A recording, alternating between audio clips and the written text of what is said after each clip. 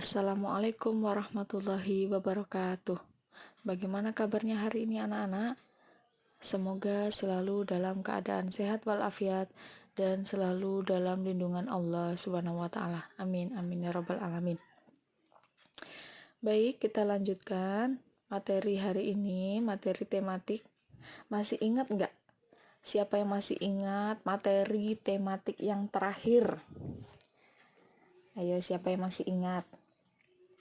Iya, tentang gagasan pokok dan gagasan pendukung dalam suatu teks lisan.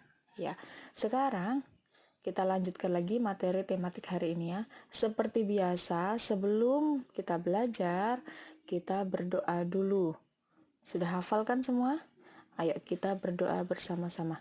Bismillahirrahmanirrahim.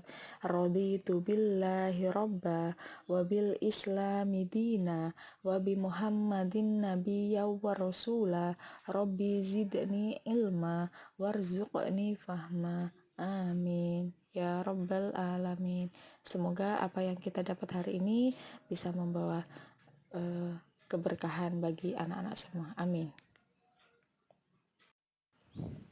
Nah, jika hari Selasa lalu kita sudah belajar tentang gagasan pokok dan gagasan pendukung pada suatu teks lisan, nah sekarang kita akan lanjutkan materi hari ini, yaitu tentang makanan tradisional, pementasan tari, serta pemantulan dan penyerapan bunyi. Ini ada beberapa gambar makanan tradisional serta daerah asal dan keterangan makanan tersebut. Nah, sebelum kita masuk ke makanan tradisional, kita bahas dulu apa sih makanan tradisional itu. Makanan tradisional adalah makanan asli atau khas daerah tertentu di Indonesia, di mana dalam proses pengolahannya sangat dikuasai oleh masyarakat di daerah tersebut, serta cita rasanya sangat sesuai dengan masyarakat setempat. Oke, kita bahas satu-satu ya. Yang pertama ada nasi timbel. Anak-anak pasti sudah tidak asing lagi dengan nasi timbel karena di daerah Sangatta sudah ada nasi timbel. Nasi timbel ini adalah asalnya dari Jawa Barat. Dengan ciri khas nasinya dibungkus dengan daun pisang. Beras digunakan itu campuran dengan beras merah, tapi di sini yang sering kita lihat itu adalah murni beras putih ya anak-anak. Terus nasi timbel terdiri dari nasi, ikan goreng, tempe, sambal terasi, dan lalapan, seperti yang sering kita lihat biasanya. Untuk yang kedua adalah nasi jinggo. Nasi jinggo ini adalah nasi yang berasal dari daerah Bali. Nasinya pulen yang dibungkus daun pisang dengan porsi kecil, dilengkapi dengan mie goreng dan suiran ayam pedas. Untuk yang ketiga, papeda. Anak-anak juga sering nggak asing lagi dengan nama papeda ini ya. Papeda ini adalah asalnya dari Papua. Papeda terbuat dari bubur sagu, yaitu bahan dasarnya sagu. Papeda memiliki rasa tawar, disajikan dengan ikan tongkol atau kuah kuning. Papeda ini juga sering kita jumpai di olahan kapurung. Papeda ini adalah bahan dasar pembuat kapurung. Selain nasi timbel, nasi jinggo, dan papeda, ada banyak lagi makanan khas dari daerah di seluruh Indonesia.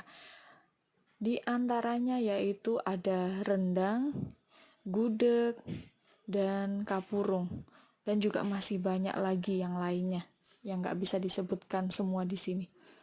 Nah, kita bahas yang ketiga ini aja ya. Nah, untuk yang pertama rendang. Rendang ini adalah makanan khas dari Sumatera. Nah, ini yang sering kalian lihat, kalian jumpai di masakan Padang.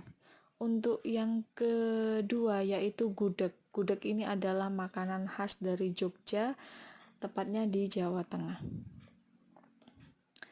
Untuk yang ketiga adalah kapurung. Kapurung ini adalah makanan khas dari Sulawesi. Materi selanjutnya yaitu hal-hal yang harus diperhatikan saat pementasan tari. Kita bahas dulu pementasan tari ya. Pementasan tari adalah kegiatan penampilan suatu karya seni yang bertujuan untuk menghibur penonton. Salah satu pementasan yang biasa dilakukan adalah pementasan tari. Hal-hal yang harus diperhatikan sebelum mementaskan tari yaitu ada beberapa hal ya.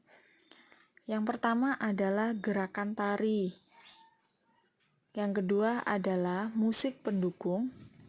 Yang ketiga adalah tata letak panggung. Yang keempat adalah properti yang digunakan dalam menari. Contohnya seperti kostum, selendang, dan sebagainya. Materi selanjutnya yaitu pemantulan dan penyerapan bunyi. Kita bahas dulu tentang pemantulan bunyi. Bunyi dapat dipantulkan jika mengenai benda keras. Proses pemantulan bunyi mirip dengan proses pemantulan cahaya. Pemantulan bunyi terjadi ketika bunyi mengenai dinding atau permukaan yang keras. Jadi benda yang keras itu dapat memantulkan bunyi. Contohnya seperti batu, besi, seng, kaca, dan sebagainya. Yang kedua yaitu penyerapan bunyi. Selain mengalami pemantulan, bunyi mengalami penyerapan. Bunyi akan diserap jika mengenai bahan-bahan yang bersifat lunak atau berongga. Benda-benda yang dapat menyerap bunyi disebut peredam bunyi. Contohnya busa, karpet, spons, wol, karet. Jadi benda-benda yang teksturnya lunak atau lembut itu dia bisa menjadi peredam bunyi. Nah, anak-anak, di sini ada beberapa pilihan benda yang sifatnya keras ataupun lunak. Coba kalian kelompokkan benda di bawah ini yang dapat memantulkan bunyi dan mana benda yang dapat menyerap bunyi. Itu yang pertama ada kaca, kain, batu besar, kertas, karpet, kain flanel, keramik, kaleng, busa, kardus, dinding, dan kayu. Nah, ingat kata kuncinya ya. Benda yang dapat memantulkan bunyi itu bersifat keras dan benda yang dapat menyerap bunyi itu bersifat lembek. Nah, tugas ini kalian belajar sendiri tanpa harus dikumpulkan. Jadi, tematik hari ini tidak ada pengumpulan tugas ya, hanya materi saja dan belajar sendiri. Kira-kira